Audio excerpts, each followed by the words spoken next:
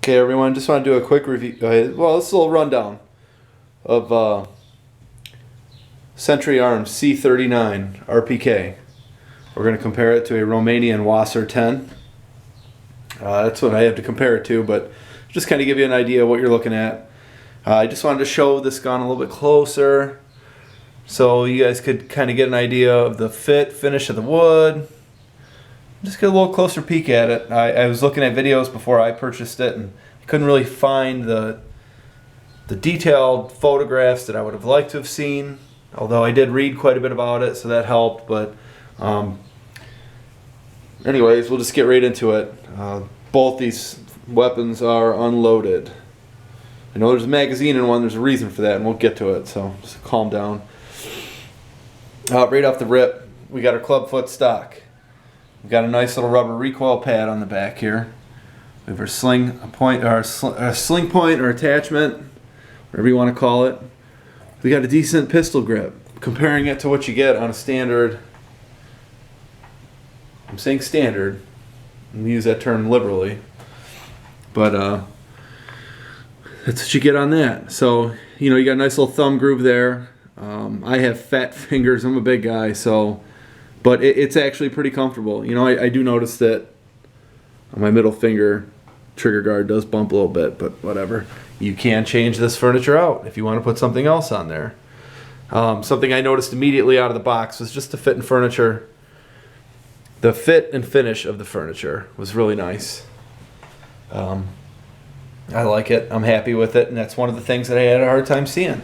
So that's why I want to do this video. Don't worry about that sticker. Everybody does not need to know my serial number on the rifle, but I'm legal. It's okay. I like that it came with this Made in the USA emblem right here. It's pretty cool. They lasered that in. We have a solid piece of steel milled receiver. So we've got all one piece here, right? And that's evident by we're missing a whole lot of rivets in here, which you can see. The old girl here's got them. It did come with one 30-round Tapco magazine that was loose in the box, just kind of rolling around. There was no damage on the gun that showed that, you know, that screwed it up, but I would have liked to have seen it maybe packaged with a little something else. The reason I left the magazine in was just to show you when you have it down, it will, you know, you can swivel this back and forth on the bipod without it hitting. Moving forward, another noticeable difference, we do have an adjustable rear sight aperture here. There's a little Allen hole, you can see it there. These guys, you can't do that. This you can. So I'm gonna move around the other side. We have this Krebs style safety that allows you to lock your action back in the open position. So if you're at a range, wherever somebody wants it open, it's open. Another big difference, sorry I missed that on my way forward, we have a oversized magazine release. Your standard size. It's just that little tab right there. So we've got an oversized one here.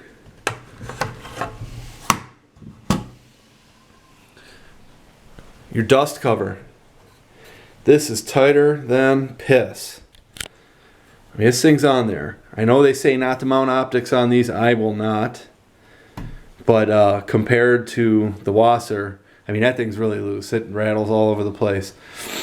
But this one's very, very tight. That spring tension is crazy. So, you know, just giving you a little slow once over here. All right, as my man Trump would say, huge difference in the diameter of the barrel. Look at the thickness between these two. Alright, somebody's probably saying, well, that's not that big of a difference.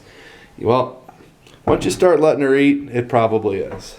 And I have not fired this weapon yet, but we will. And I'll give you a little range report. You know, looks good.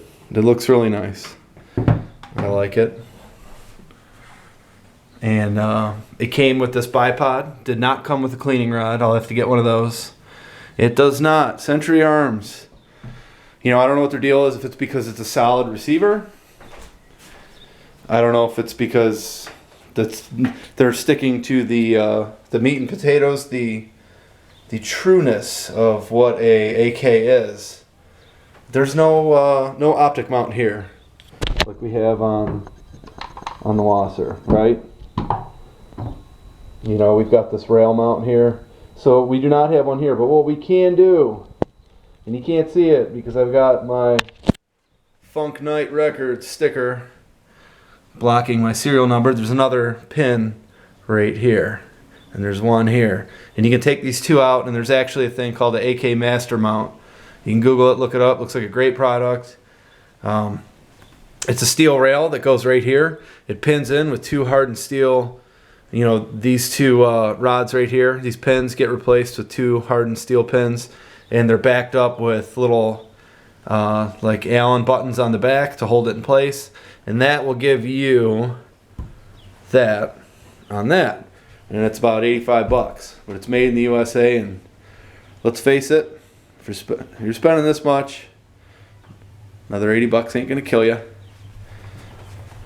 Your wife might, but whatever. So yeah, it does come with this bipod. Like I said, no cleaning rod. Whatever. I mean, I'm not gonna be cleaning this thing out in the field. I don't really need a rod on it. It did come with this bipod though, which is pretty nice. I like it. It swivels freely. I'll go ahead and... Oh my god. What are you doing? Hang on, let's try this again. You can see that it rocks back and forth. It does pan left to right, but on my wicker bamboo thing I put on my kitchen table to keep me from not marring it with weapons. My wife would murder me right now if she saw this. It won't let you do it. But if you get this bipod on, like I put it on my basement floor and kind of rocked it left and right a little bit and put a little rake to it. And yeah, it does give you a little left and right. It does pivot a little. There is a, you know, there's a little nut here that lets you do that. This is fully extended. So you can see if you have these bottom legs, you just twist these and they fall out, and then you got to turn it to lock it. But with these out, you get like another 3-4 inches of rise out of your bipod, which is okay. It stores in the rear facing position.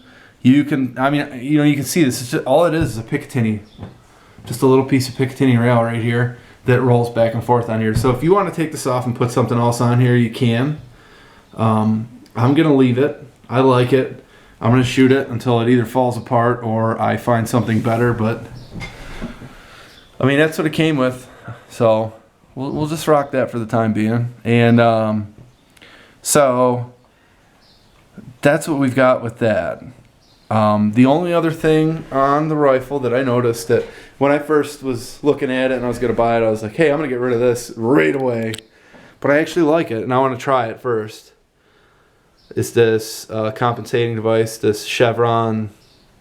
And you can see we've got like these 3 chevron cuts here to help you out with your muzzle rise, and then these holes are actually all the way around. So you know, I'm gonna shoot it at night too, maybe see what it does at night. I don't know how much flash it's gonna hide, but that should help with the muzzle. So I'll do a range report and we'll see how she does on paper, and I will let you guys know. We'll do another video with my man who's got one coming. So we'll both go out and let him eat, and I'm going to get a couple drum mags for it. We're going to see how those do on it and go from there. So thanks. Hope you guys enjoyed the video. Hope you learned a little bit of something, and see ya.